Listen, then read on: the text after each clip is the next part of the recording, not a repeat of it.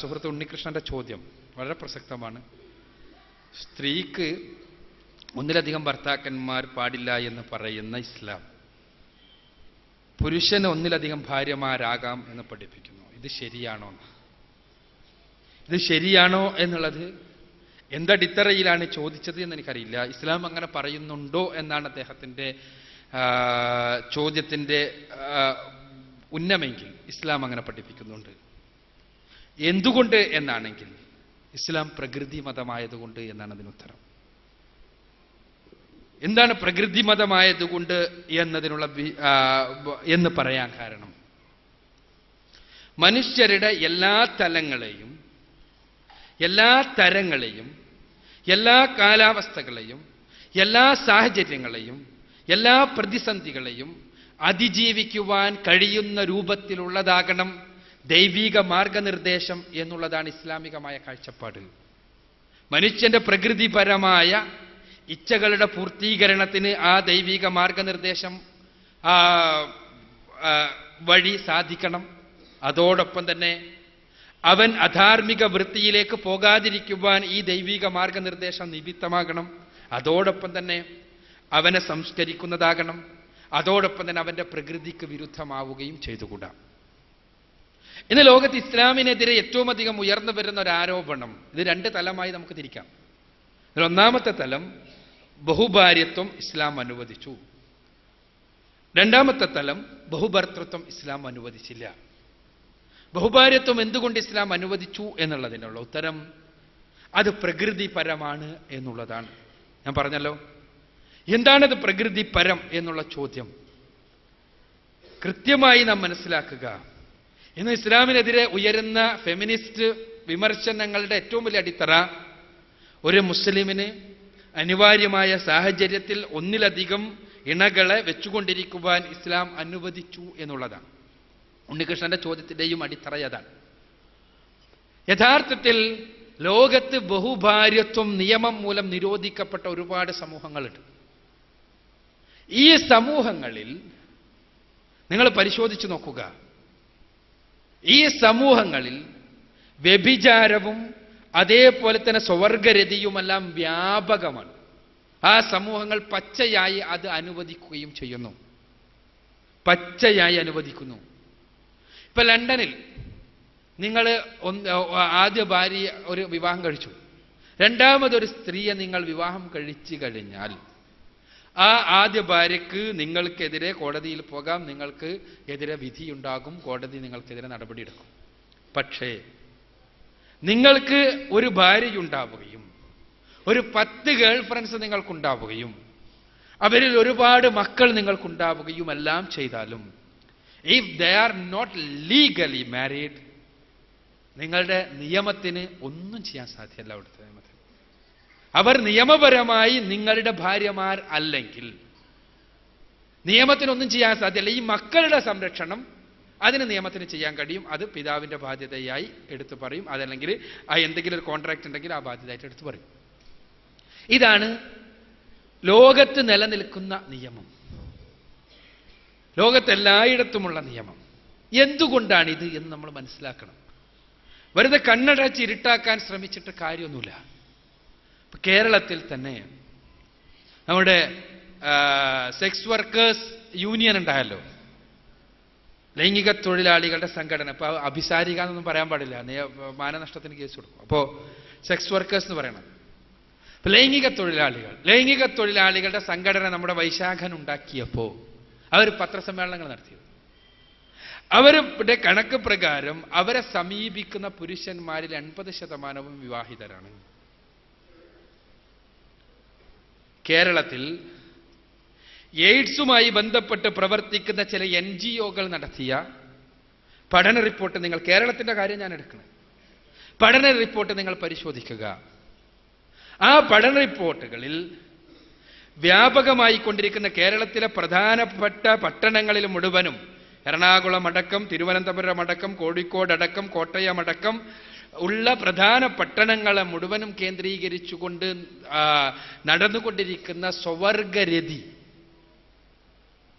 സ്വവർഗരതി, അത് ലെസ്ബിയനിസം ആകാം, അല്ലെങ്കിൽ ഗേ ആകാം, സഡോമി ആകാം.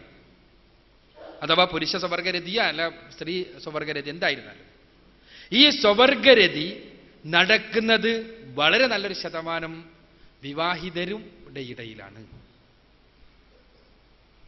ഈ വസ്തുതകൾ നൽകുന്ന വെളിച്ചവുമായി നാം പുറംതിരിഞ്ഞു നിൽക്കുന്നത് കൊണ്ട് കാര്യമില്ല. കേരളത്തിന്റെ സാംസ്കാരിക വകുപ്പ് തന്നെ പ്രസിദ്ധീകരിച്ച ഒരു പോസ്റ്റർ കുറച്ചൊരു വിവാദം ഉണ്ടാക്കിയല്ലോ. എയ്ഡ്സ് കൺട്രോളിന് വേണ്ടി, എയ്ഡ്സിനെതിരെ ഉള്ള ബോധവൽക്കരണത്തിന് വേണ്ടി ഉണ്ടായിരുന്ന പോസ്റ്റർ നിങ്ങൾ ശ്രദ്ധിച്ചോ എന്ന് എനിക്കറിയില്ല. സാംസ്കാരിക വകുപ്പിന്റെ പോസ്റ്റർ ഇതായിരുന്നു: തൻ്റെ തൊഴിലിന് യാത്രക്കൊരുങ്ങി സൂട്ട് കേസുകൾ എടുത്ത് പുറത്തിറങ്ങാൻ നിൽക്കുന്ന ഭർത്താവ്, ഒരു ഗാർഹികമായ വസ്ത്രമുടുത്ത ഭാര്യ, പുറത്തിറങ്ങാൻ നിൽക്കുന്ന ഭർത്താവിൻ്റെ അടുത്തേക്ക് ഭാര്യ നീട്ടുകയാണ്. എന്താണ്? ഗർഭനിരോധന ഉറയുടെ കവർ ഇങ്ങനെ നീട്ടിയിട്ട് പറയണേ, ഇതുകൂടി ബാഗിൽ വെച്ചോ, ചേട്ടൻ എനിക്ക് ശരിക്കറിയുന്നതല്ലേ, വരുമ്പോൾ എയ്ഡ്സ് ആയിട്ട് ഇങ്ങോട്ട് വരണ്ട. ഇത് എനിക്ക് കൃത്യമായിട്ട് പറയാൻ കഴിയും. കേരളത്തിലെ പൊതുവെയുള്ള നമ്മുടെ മെട്രോപൊളിറ്റൻ ലെവലിലേക്ക് ഉയർന്നുകൊണ്ടിരിക്കുന്ന സിറ്റികളിലെ മുഴുവനുമുള്ള അവസ്ഥയാണ്. ഗ്രാമാന്തരങ്ങളിലേക്കും ആ അവസ്ഥ പകർന്നുകൊണ്ടിരിക്കുന്നു. ഇസ്ലാമിനെ സംബന്ധിച്ചിടത്തോളം ഒന്നാമതായി ഇസ്ലാം പഠിപ്പിക്കുന്ന ഒരു തത്വമുണ്ട്. നിങ്ങൾ ശാരീരികമായി ലൈംഗികമായി ബന്ധപ്പെടണമോ എങ്കിൽ അവരുമായി വിവാഹമെന്ന ഉടമ്പടിയോടുകൂടെ കൂടെ മാത്രമേ പാടുള്ളൂ. വിവാഹമെന്ന ഉടമ്പടിക്ക് പുറത്തുള്ള എല്ലാ ലൈംഗിക ബന്ധങ്ങളും സ്ത്രീയെ ക്രൂരമായി ചൂഷണം ചെയ്യലാണ്. അതുകൊണ്ട് തന്നെ അത്തരം ബന്ധങ്ങൾ അവളുടെ സമ്മതത്തോടെയാണെങ്കിലും അല്ലെങ്കിലും ഒരു കാരണവശാലും ഉണ്ടായിക്കൂടാ എന്നുള്ളതാണ് ഇസ്ലാമിന്റെ താല്പര്യം. വിവാഹത്തിന് പുറത്ത് ഒരു ലൈംഗിക ബന്ധം ഉണ്ടാവാൻ പാടില്ല. അങ്ങനെ ഉണ്ടായാൽ ഒരു ഇസ്ലാമിക സമൂഹമാണെങ്കിൽ ആ സമൂഹം ഇസ്ലാമിക രാഷ്ട്ര സംവിധാനമാണെങ്കിൽ വളരെ വളരെ നിഷ്കൃഷ്ടമായ ശിക്ഷകളാണ്. നമുക്കറിയാം, വിവാഹിതരാണെങ്കിൽ അവരെ കൊന്നുകളയണമെന്നാണ് ഇസ്ലാമിന്റെ വിധി. അപ്പോ വിവാഹേതരമായ ലൈംഗിക ബന്ധത്തെ നിഷ്കൃഷ്ടമായി നിരോധിച്ച, അതില്ലാതാക്കുവാൻ വേണ്ടി നിയമമുണ്ടാക്കിയ ഇസ്ലാം തീർച്ചയായും അവിടെ അടിസ്ഥാനപരമായ പുരുഷ ചോദനകളെ പരിഗണിക്കേണ്ടതുണ്ട് എന്നുള്ളതാണ് പ്രകൃതിപരം. അതുകൊണ്ട് തന്നെ അനിവാര്യമെങ്കിൽ ഒരു പുരുഷന് ഒന്നിലധികം ഭാര്യമാരാകാമെന്ന് പറഞ്ഞു. അവിടെ വിവാഹത്തിലൂടെ മാത്രമേ ഈ ബന്ധം ഉണ്ടാകാൻ പാടുള്ളൂ എന്ന് കൃത്യമായി പഠിപ്പിച്ചു. ഒന്നിലധികം ഇണകളുണ്ടെങ്കിൽ അവർ തമ്മിൽ എല്ലാ അർത്ഥത്തിലുമുള്ള നീതി ഉണ്ടാകണം എന്നും പഠിപ്പിച്ചു. ഇവിടെ എന്താണെന്ന് വെച്ചാൽ ബഹുഭാര്യത്വത്തെക്കുറിച്ച വിമർശനങ്ങൾ കേട്ടാൽ തോന്നുക ഇസ്ലാം പുതുതായി കൊണ്ടുവന്ന ഒരു ആശയമാണിതെന്നാണ്. അല്ല, യഥാർത്ഥത്തിൽ ലോകത്തെ എല്ലാ നാഗരികതകളിലും ഉണ്ടായിരുന്നതാണ്. ഇപ്പൊ ഭാരതത്തിൽ തന്നെ നമ്മുടെ ഏറ്റവും വലിയ ദിവ്യപുരുഷനായി നമ്മൾ അംഗീകരിക്കുന്ന, ഭാരതീയർ അംഗീകരിക്കുന്ന ശ്രീകൃഷ്ണൻ 16,008 ഭാര്യമാരുണ്ടായിരുന്നു. പക്ഷെ നമ്മൾ മനസ്സിലാക്കേണ്ട ഒരു കാര്യമുണ്ട്. ഞാൻ അദ്ദേഹത്തിന്റെ വ്യക്തിത്വത്തെ വിമർശിക്കാൻ വേണ്ടിയല്ല ഞാനീ പറയണേ. എന്താന്ന് വെച്ചാൽ ഈ 16,008 ഭാര്യമാരുള്ള ശ്രീകൃഷ്ണൻ തന്നെയാണ് ഏറ്റവും വലിയ സ്നേഹത്തിന്റെ പ്രതീകമായി നമ്മുടെ മിത്തുകളിൽ, നമ്മുടെ ഐതിഹ്യങ്ങളിൽ സ്ഥിതി ചെയ്യുന്നത്. കൃഷ്ണനും രാധയുമാണ് നമ്മുടെ മിത്തുകളിൽ, നമ്മുടെ ഐതിഹ്യങ്ങളിൽ, നമ്മുടെ സ്നേഹസങ്കല്പങ്ങളിൽ നിറഞ്ഞു നിൽക്കുന്നത്. അതേപോലെ തന്നെ ഭാരതത്തിൽ പൊതുവെ നിലനിന്നിരുന്നതാണ്. ഇപ്പോ നമ്മുടെ ബൈബിളിലെ പ്രവാചകന്മാരെ എടുത്തു നോക്കിയാൽ പ്രവാചകന്മാർ മുഴുവനും ബഹുഭാര്യന്മാരായിരുന്നു. ഞാൻ പറയുന്നത് ഇസ്ലാം മുഹമ്മദ് നബി കൊണ്ടുവന്നൊരാശയമല്ല ഇത്. അതേസമയം ഇസ്ലാം ആ രംഗത്ത് കൃത്യമായ നിയമങ്ങളുണ്ടാക്കി, അവിടെ വ്യക്തമായ നിയന്ത്രണമുണ്ടാക്കി.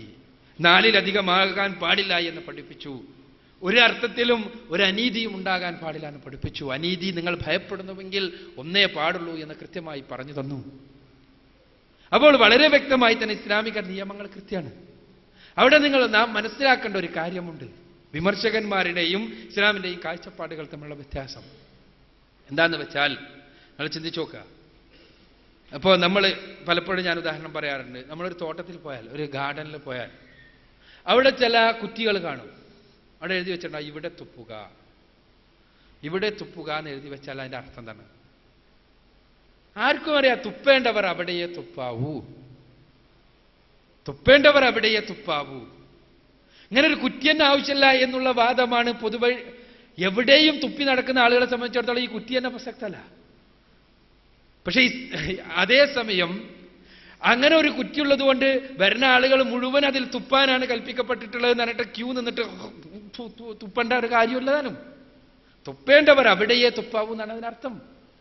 എല്ലാവർക്കും അറിയാവുന്നതാണ്. ഇതേപോലെ തന്നെയാണ് ഇസ്ലാമിലെ നിയമം. ഞാൻ പറഞ്ഞല്ലോ, ഒന്നിലധികം സ്ത്രീകളുമായി ബന്ധപ്പെടുക എന്നത് ഒരു തെറ്റായി തന്നെ നാം നമ്മുടെ സംസ്കാരം, നമ്മുടെ ആധുനികത കാണുന്നേയില്ല. അവിടെ ഇസ്ലാം പറയുന്നു അങ്ങനെ ബന്ധപ്പെടേണ്ടി വന്നാൽ അത് വിവാഹത്തിലൂടെ മാത്രമേ പാടുള്ളൂ.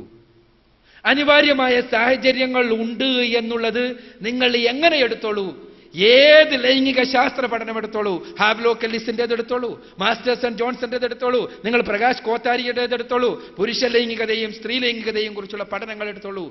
അനിവാര്യമായ സാഹചര്യങ്ങളുള്ള പുരുഷന്മാർ ഉണ്ട് എന്നുള്ളത് പച്ചയായ സത്യമാണ്. അത് പ്രകൃതിപരമാണ്.